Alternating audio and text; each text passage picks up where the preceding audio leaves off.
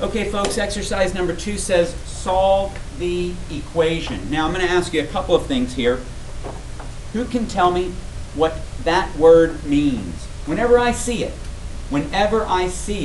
I know I'm supposed to do this. What am I supposed to do? Pace. Isn't it? Oh, I think, never mind. I thought you meant equation. What am I supposed to do whenever I see... Okay, Pace. Get the variable by itself. Get the variable by itself. Get the variable by itself. Excellent. What is with the variable right now? What's with it, Elise? Negative 13. How would I make negative 13 cancel out and go away, Christina? Like, put negative 13 under it, I guess. Not negative 13 under it, because if I did that and combined them, I'd get negative 26, wouldn't I? Yeah, you would... Wait, Help, Reagan? I'd add 13, right? Negative 13, y minus 13 plus 13, those just cancel out, don't they? But this is algebra, Paris. Exactly. Whatever I do to one side, I have to do to the other side. So what happens to these two numbers? What happens to those two numbers, Jack? What happens to these two? That's right. They cancel out, and they leave me with y. Okay.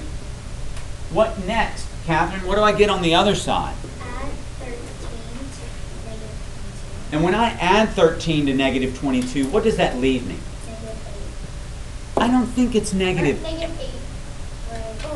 I don't think it's negative 8, Suzette. What is it? Negative 9. Negative 9. Negative 9. Okay, I've got 9 negatives left over. The difference between 22 and 13 is 9. All right? So y equals negative 9. Beautiful. Couldn't have done it better myself. Thank you for everyone that helped there. Any questions on this one? Is everybody good? Okay.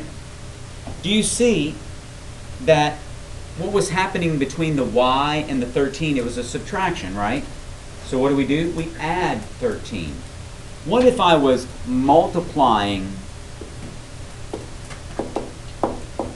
the two numbers? Do you see that 2 is being multiplied by y? How would I get rid of the 2? How would I get rid of the 2? Paris? Would you divide 2?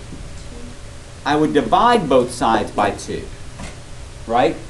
What happens with these two 2's right here, Paris? It goes to the big process of y. It'd be y is equal to, and what's negative 22 divided by 2? The negative. Negative 11. Perfect. Okay, now that wasn't our problem. We just did a little extra there. But remember, inverse operations, we do the opposite to get rid of a number. It was 2 times y, so we divided by 2. All right? If it were y divided by 2, we multiply both sides by 2. Yeah, CB. Well, isn't it just like kind of the other problem when you do, because that was a positive 2, so then you do a negative 2? No, because I'm not adding 2, I'm multiplying 2. When I'm multiplying 2, what do I do to make the 2 cancel out and go away? I divide by it, because then they just cancel out, right? How do you know it's multiplying? Well, wait, a number next to a letter means what? Multiply, right. Okay. All right. Great job, folks. The answer to that one that we did was y equals negative 9. Let's look at the next example.